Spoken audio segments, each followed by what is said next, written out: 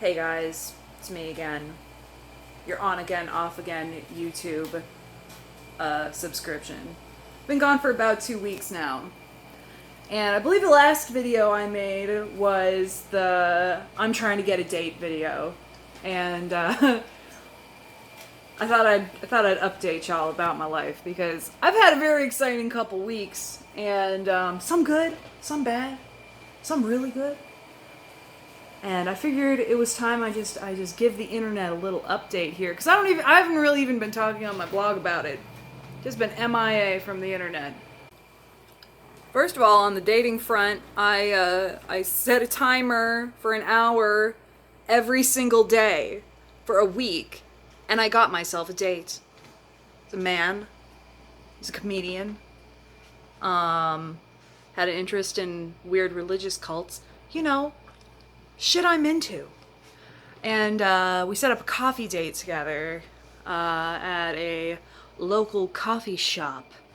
And when the day came, I stood him up. I mean, not exactly stood him up. I sent him a message on the dating app. And I was just like, sorry, I'm not coming. And then I just unmatched him. I don't know. I don't know. I just was feeling very intimidated, I guess. But really the big news from the last couple weeks is that I got a fucking car. This is the completion of a journey that I have been on for a decade from selling my car. I won't tell the story again. You can go back and watch any of my other videos about getting my driver's license or any of that if you want to know why I don't have a car. But guess what, guys? I fucking got one. And she is a beauty. She's a 1999 Toyota Camry, an antique, pre-Y2K. I have not named her yet, but we've been going everywhere. I want to tell you a story about what happened when I bought the car. I haven't told anyone this, except for one lady at work. I didn't tell anyone this, but I'm going to tell the internet because I have intimacy issues. So I bought the car. I just showed up at the dealership. I was like, I've been on your website. I want this one. And she was like, do you want to drive it? And I was like, I guess. Okay. I drove it around the block and I was like, okay, I'll take it. I paid cash. It's mine. No car payments. Because I'm rich. And I can afford to pay up front for a 1999 Toyota Camry. And so I get in the car. Now, I have not driven alone by myself in a car at all for probably 5 or 6 years. And I've not been legally allowed to do it for at least 9 years. So I got out on the highway and I'm just driving. I have no idea where I am. I have a vague idea which direction I'm heading, but I'm just driving, just for the joy of it. I'm going, woo! And I don't know where I am. And suddenly I start recognizing things. And do you know where I was? I'm recognizing names. And I'm like, oh my God. I was at the cemetery where my dad is buried. A place I haven't been in about 10 years. And not a place I've ever been. I've not been there alone in probably 15 years. Something like that. So that was pretty intense. If I tried to get there right now to the cemetery, I wouldn't be able to because I don't know where it is. But I somehow drove straight to it from the car dealership, drove directly to it. So, it was pretty intense first stop with my car. I got out, I walked to my father's grave, I had myself a big cry, and then I got back in my car. There's Monkey. Still kicking. But yeah, so that's one story from the last couple weeks. And then I didn't know where to go. So I just drove to my hometown of Rosemount, Minnesota, and ate at the fast food restaurant where I had my first job. And the whole time I was down there, I was like, this is fucking stupid. I don't know anyone in that town. Anyway, so I have a car. I've done some things this week with the car. I went to a pool with my niece Charlie. That was pretty fucking sweet. I went to my little sister's kickball tournament You might ask, how old is she, Lindy? Well, she's 29 years old, and she's bartender, and her brewery has a kickball league, and I went to her kickball tournament, and it was fucking awesome. Oh!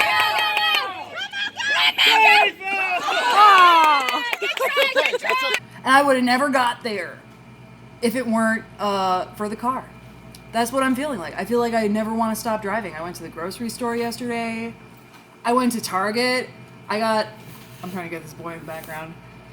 I got all this shit that, like, I've been meaning to get, but I don't want to carry on the bus. Like, I got a plunger. I got a giant wall clock. Like, big candles. Things that I just couldn't justify before.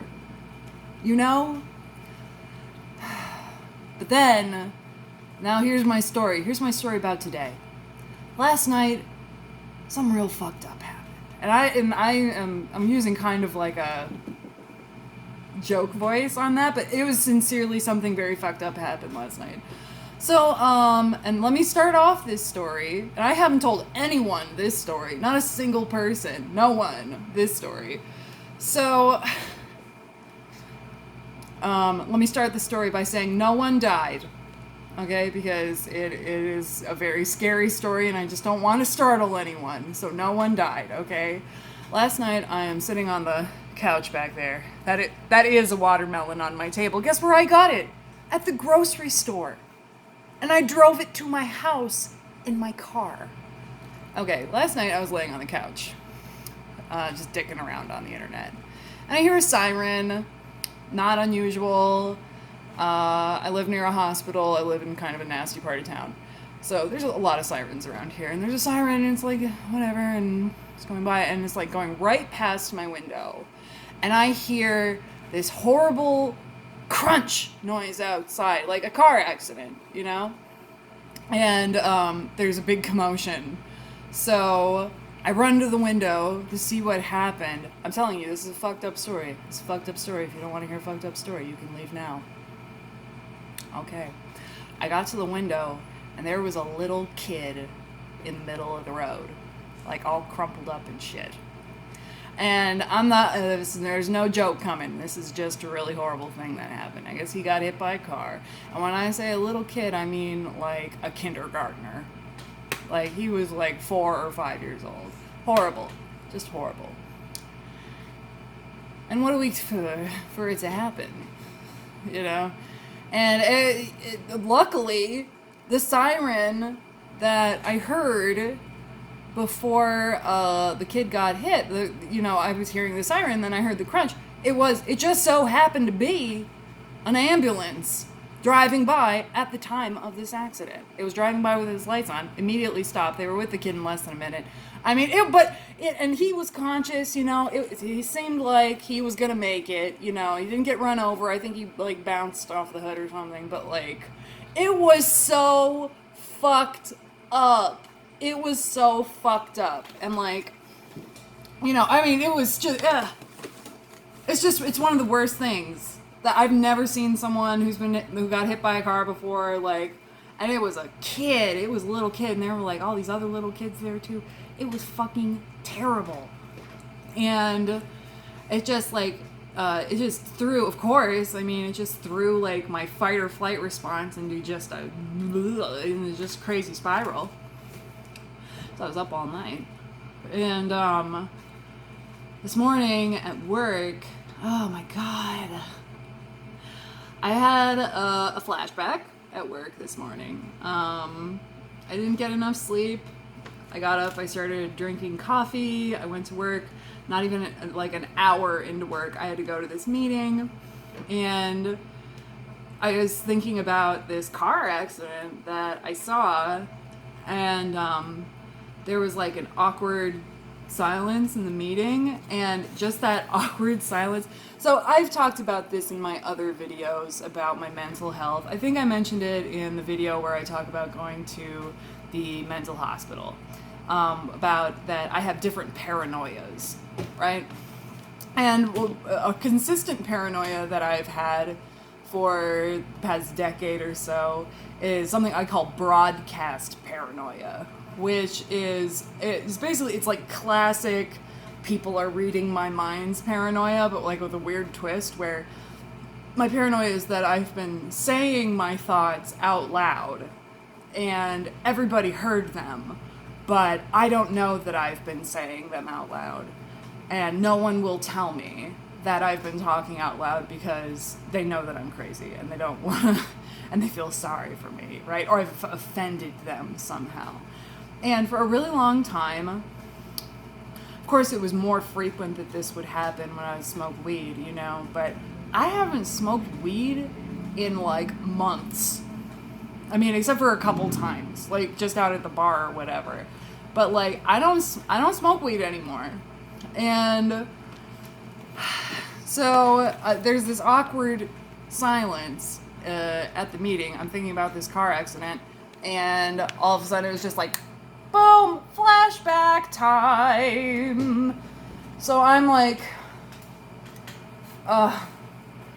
so I could have just stood up and left. It wasn't absolutely essential that I be there. Like the other meeting earlier this month that I had to walk out of. Not earlier this month, like last month, that I had to walk out of because I had a fucking flashback in there too. But this time I just kind of sat there and just sort of, like, just sat with it and was just trying to, just white knuckling it through it. Like, I don't want to embarrass myself. I don't want to just walk out of this meeting. I don't know these people very well. I don't want to explain myself, blah, blah, blah. So I made it through the meeting. I had to take a super long break. Luckily for me, now all my coworkers are aware at this point that I have some kind of health problem that I need to step away for. So I just told them, hey, I know we have this thing to do. I have a health problem right now. And they were like, oh, okay. Because they don't know what it is. I think that they might suspect. Not probably PTSD, but they probably suspect that I'm a little bit on the ill side mentally, But I'm good at my job. Anyway,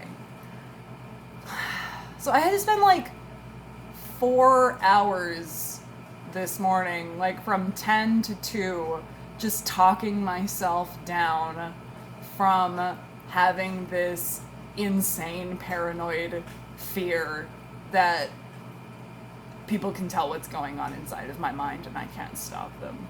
And then it's crazy. So it's kind of it's kind of an intense thing to do.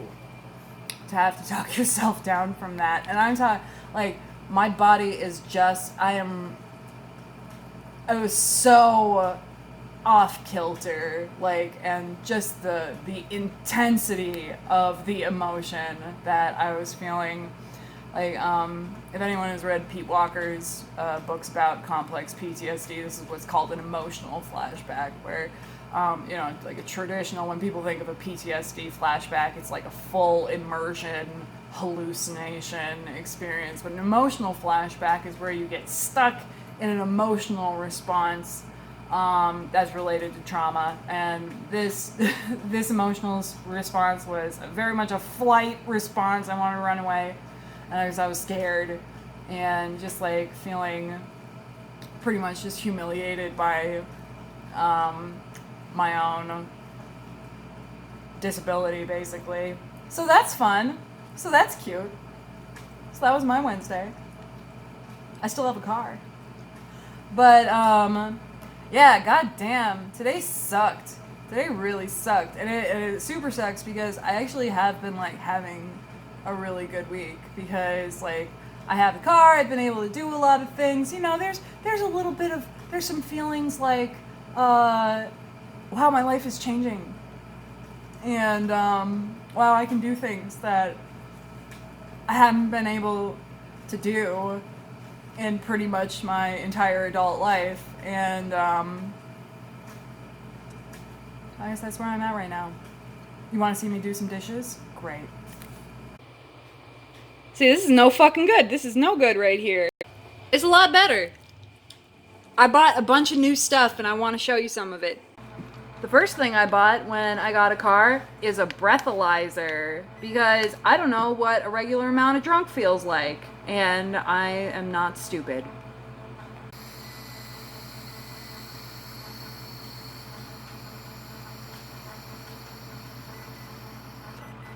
.08, baby. I'm not gonna drive right now, but 2 beers! 2 beers! That puts me over the legal limit. I swear to God, I was at this kickball tournament the other day. I had 2 Miller High Lifes, and I blew a .12.